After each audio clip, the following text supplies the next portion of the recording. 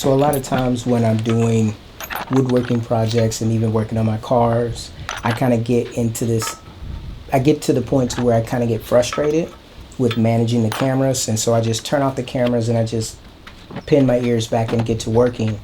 And as you can see here where I picked up, I've removed the rotor, I've removed the caliper, and now I'm working on trying to get the axle out of the hub. And so there are some bolts on the, basically I want to say it's like it's the control arm on the bottom there.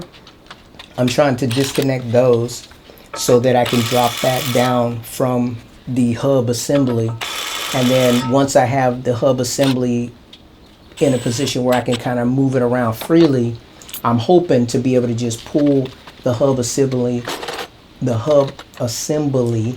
off of the axle, and then hopefully the axle will just slide out, and then I can proceed to the next level of this job. Now, this is already taking me longer than I was hoping or expecting.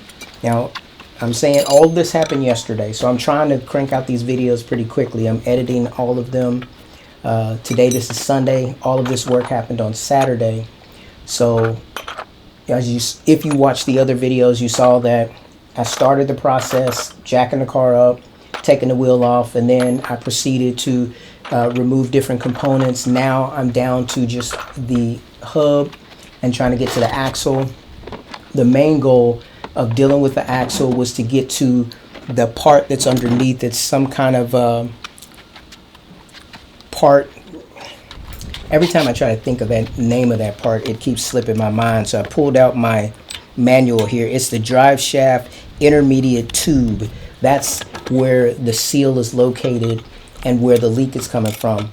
And so on the passenger side, the CV axle goes into that area where the drive shaft intermediate tube is. And so I have to take off some kind of bracket that's behind the engine to get access to the drive shaft immediate tube. And on the far end, going close to, I guess it's the transmission, that's where the gasket is. It's in between the transmission and the drive shaft intermediate tube. So I don't even know if I can find the part to replace it. As I've mentioned in the previous video, I bought several seals that I hope will do the job. And if not, then I'll have to, become even more creative. Maybe, I don't know. I mean, hopefully I can just find a replacement part. The other option is there's still that car at Pick and Pull. I may be able to go up there and take that one off. And if that one's in good condition, then I can, probably install it on this vehicle. Now, that one is a turbo, but I don't think that drive shaft and intermediate tube should be different or too much different. So I'm hoping that the tools that I have or the parts that I have will fix this job and get it done. If not, then I'll have to make other arrangements. The main thing is I just need that to not leak when I go in to do smog, and I would prefer to fix it in the most professional way possible, or in OEM. So that's this whole process. So wish I would have left the camera on for when I pulled off the rotor and the caliper, but as you can see here, like earlier on in the video, or in the other video, I had all the different angles, and you can tell when I start to get fatigued, I just go with one angle and I just kind of, or no camera at all, and I just get in there and get it done. And so at this point, like I said, I'm just trying to find out which socket goes with which bolt, and my mind is just doing all kinds of different calculations at the same time, because I realize, I'm getting into uncharted territory as far as now I'm moving lower control arms, and I'm going to be getting involved with the strut slash spring on the vehicle.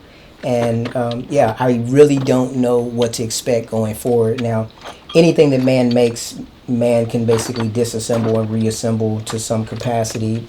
Some will be able to do it better than others, but I'm feeling pretty comfortable and confident that if I just keep diligently pushing forward, I will be able to hopefully see this all the way through. Now, I do have the manual. It is a Haynes service and repair manual, And it has helped me a great deal over the years, but I must admit, it does not have all the data that I would hope that it would have. There are certain things in this manual where it doesn't give good clear pictures or images. Of course, it's black and white, so it doesn't give a lot of detail as far as that. And there are some things, especially when you start talking about air conditioning system and different things of that nature, it just tells you to refer to the dealership. Well, what do you do when there's no more dealership for your vehicle, right? You're stuck being able to do this on your own. And the last professional Saab person that I know was way down in San Jose, and that was, over a decade ago.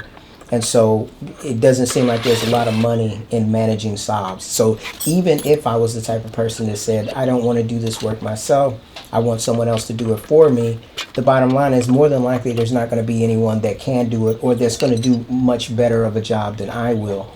And if you open yourself up to be taken advantage of course you will be taken advantage of, because think about it, if I'm having difficulty sourcing parts, if I know that the parts are rare, then it's basic supply and demand. If you pay someone to do something for you, then they are going to put some kind of a markup on all the parts, and then you also have to pay their labor fees as well, and you have to pay for their professional expertise in whatever area. So even if, let's say, somebody was a professional working on Fords or Chrysler, because they have that basic underlying knowledge of automobile repair, they could charge a premium even though they're working on a Saab that they may have little to no experience on, because some of the information correlates. But at the same time, do you want to be that guinea pig? Do you want to be the person that has an experience where you're basically trying to pay to get something done, and you're having to have faith that the person will actually do it and get it done? I'm just, I believe in God, and I trust in Jesus, but my faith does not extend that far when it comes to mankind. I believe man is going to do what man's going to do. And even in the scripture, it talks about, Jesus did not entrust himself to man because he knew what was in a man. And I'm kind of in that vein with things. Sometimes the Lord puts me in a corner and backs me up against the wall, and I have to work with other people or depend on other people to get things done.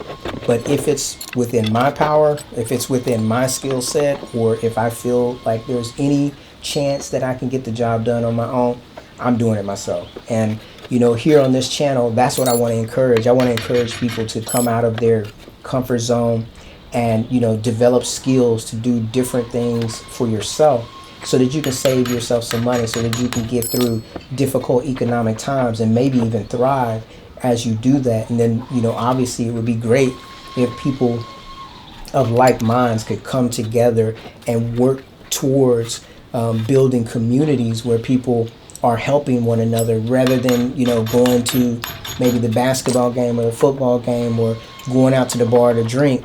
Have a group of fellas meeting around each other's car to get their cars tuned up, the oil change, brakes change, men and women taking care of each other, so that we can lighten the economic burden for ourselves. I mean, it's there's plenty of people, there's plenty of help, but there's not a lot of people that have the right mindset, the right mentality.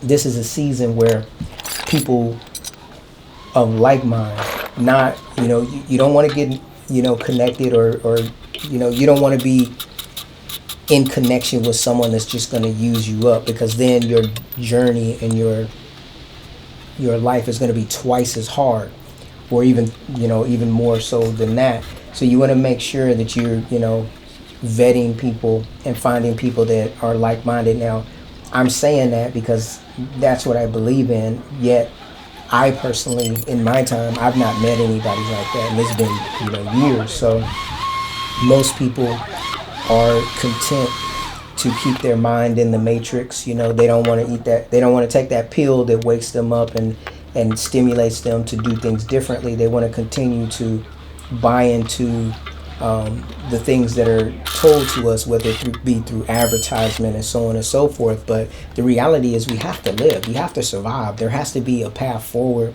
for us to be able to make it. And making it may mean that we may have to do without a lot of things that maybe in the past we, took for granted. That's just the way it is. I mean, if you think about it, just using a a simple example, imagine, like people that live in condos. You can go buy a condo, you can pay your condo off cash, you can pay your insurance up for the next 30 years, your taxes, everything. You can be you can be as financially stable as you can imagine. But you're not really financially stable in that condo unless everybody else that lives in that building is just as stable as you. Because unless you have the money to pay for everybody in that condo's taxes, insurance, their mortgages, everything, then if any one of them falls into trouble, that's going to bleed over onto you. And that's kind of a small way of looking at it. But if you think about it as an individual consumer here in America, if America is in trillions of dollars of debt, we essentially are living in that condo, right? So it doesn't matter how financially balanced you are. If if the nation that you live in is in bad straits, then essentially how stable are you? Because at least the way I see things, it seems as though taxes and all of these things go up based upon, you can call it mismanagement, you can call it whatever you want to call it, but basically there's shortfalls in every different aspect of life. But as an individual consumer, at least here in America, you're called upon to be financially responsible, even though a lot of the advertisements that go into our eye gates is telling us to do exactly the opposite. And so many different things, at least from my own basic assessment, they really look to be nothing more than like a bunch of different types and variations on a Ponzi scheme, where the people that are puppeteering and preaching it, they benefit, but everybody else suffers. Anyways, guys, I'm going to see you in my next part of this video. Thanks for taking time. See you later.